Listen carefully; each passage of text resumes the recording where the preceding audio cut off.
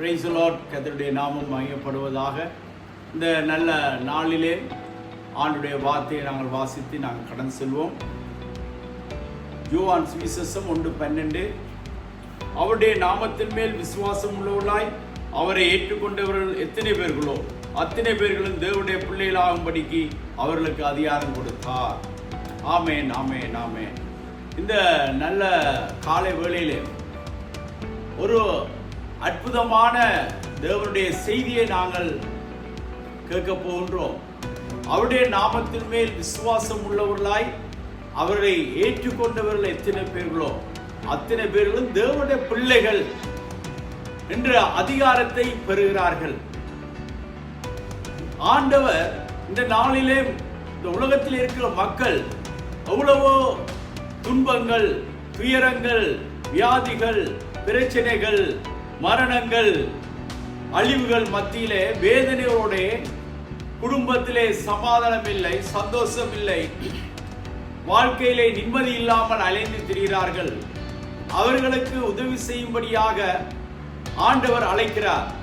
வருத்தப்பட்டு பாரம் சொல்பொழுதே நீங்கள் எல்லோரும் என்னிடத்தில் வாருங்கள், நான் உங்களுக்கு இளைப்பாறுதல் தருவேன். தேவன் உங்களுக்கு இளைப்பாறுதல் தர விரும்புகிறார். அவர் உங்களை அவருடைய பிள்ளைகளாகும்படியாக அவர் மாற்ற விரும்புகிறார். வேதம் சொல்கிறது, அங்கே உலக தோற்றத்துக்கு முதல் கிறிஸ்துவுக்குள்ளாக எங்களை அவர் முன்குறித்திருக்கிறார். ஆண்டவருடைய வார்த்தை சொல்லுகிறது, அவருடைய நாமத்தை நாங்கள் விசுவாசித்து அறிக்கை செய்து நாங்கள் ஏற்றுக்கொள்ளும் பொழுது அவருடைய இரட்சிப்பை நாங்கள் பெறுகிறோம். இப்படியாக தேவனுடைய உதவி செய்யும்படியான ஒரு சட்ட ரீதியான வேதாம ரீதியான ஒரு நீதி இருக்கிறது. அந்த நீதியின்படி நாங்கள் ஏற்றுக்கொண்டால்தான், வார்த்தையின்படி ஏற்றுக்கொண்டால்தான் அவர் எங்களுக்குள்ளே வருவார். யோவான் 1:14 சொல்லுது, அந்த வார்த்தை மாமிசமாகி சத்தியத்தினாலும் கிருபையினாலும் நிறைந்தவராய் அவர் எங்களுக்குள்ளே வாசம் பண்ணுகிறார். அவர் எங்களுக்குள்ளே வாசம் பண்ண அவருடைய மகிமையை கண்டோம். அது பிதாவுக்கு ஒரே போல அவருடைய மகிமைக்கு ஏற்ற மகிமையா இருந்தது. தேவன் எங்களுக்குள்ளே வந்து, இது பெரிய ஒரு சத்தியம். இந்த உலகத்தில் அதை நம்புறதுக்கு ஆக்கள் பிலோசபி நம்பாது, விஞ்ஞானம் நம்பாது. ஆனால் தேவன் எங்களுக்குள்ளே வாசம் பண்ணினாத்தான், எங்களுக்குள்ளே மன்னிப்பை நாங்கள் பெற்றாத்தான் எங்களுக்குள்ளே வந்து அவர் எங்களுக்குள்ளே வாசம் பண்ணி எங்களுக்கு வெற்றியை தர முடியும். இன்றைக்கு அநேகர் கேட்கிறார்கள், தங்களுடைய துன்பத்துக்கு கடவுள் உதவி செய்ய மாட்டாரா? தங்களுடைய பிரச்சனைக்கு கடவுள் உதவி செய்ய மாட்டாரா? உதவி செய்யறதுக்கு நாங்கள் அவருக்கு அனுமதியை கொடுக்க வேண்டும்.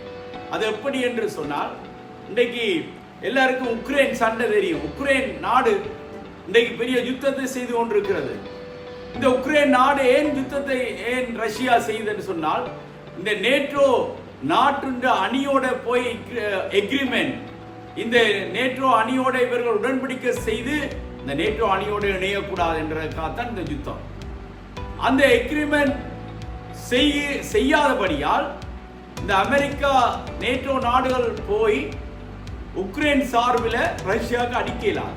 அந்த எக்ரிமெண்ட் செய்துட்டா, அந்த சைன் பண்ணிட்டா, எல்லா நாடுகளும் போய் ஏதோ இந்த அணிக்குள்ளே எக்ரிமெண்ட் எழுதின நாடுகளுக்கு ஏதாவது ஒரு ஆபத்து என்றால் அந்த அணியோடு இருக்கிற எல்லா நாடுகளும் போய் தாக்கும். அதான் அந்த எக்ரிமெண்ட்ல உள்ளான ஒரு சலுகை. இதே போலதான் தேவன் சாத்தானுடைய உலகம், மாமிசம், பிசாசு மனிதனுக்கு எதிராக யுத்தம் செய்து கொண்டிருக்கிற மனிதனுக்கு தேவன் உதவி செய்ய வேண்டும் என்றால் நீங்கள் நானும் எக்ரிமெண்ட், அவருடைய வார்த்தையை நாங்கள் நம்ப வேண்டும், வார்த்தையின்படி நாங்கள் விசுவாசிக்க வேண்டும், அவரை எங்களுக்குள்ளே அழைக்க வேண்டும், அவருடைய இரத்தத்தினாலே மன்னிப்பை கேட்டு. யோவான் 1 சொல்லி, இயேசு கிறிஸ்துவின் இரத்தம் சகல பாவங்களை நீக்கி நம்மை சுத்திகரிக்கும். அந்த அடிப்படையில் நீங்கள் அவரை பெற்றுக்கொண்டு பாருங்கள், அவரை ஏற்றுக்கொண்டு பாருங்கள். அவருடைய நாமத்திலே விசுவாசம் உள்ளவர்களாய் நீங்கள் ஏற்றுக்கொண்டு அவற்றை பிள்ளையாக மாறுங்கள். நீங்க பிள்ளையாக மாறினால் சாத்தான் உங்களை தொட முடியாது.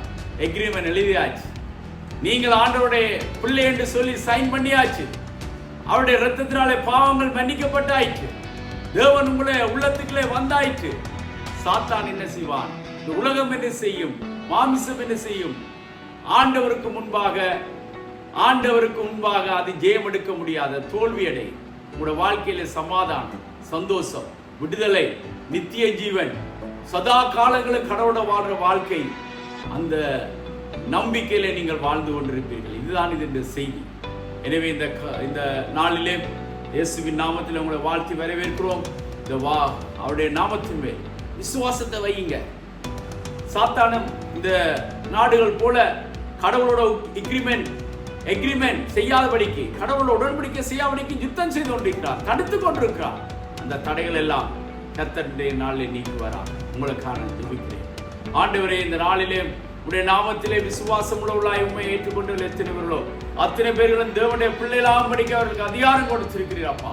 அதை சத்துரு தடுத்து கொண்டிருக்கிற இந்த நாளிலே யாருக்கெல்லாம் அந்த தடைகள் இருக்கிறதோ அந்த தடைகள் நீங்குவதாக. உண்மையின் மேலே, ஆண்டவருடைய வார்த்தையின் மேலே அவர்கள் நம்பிக்கை வைக்கட்டும், மன்னிப்பு கிடைக்கட்டும்.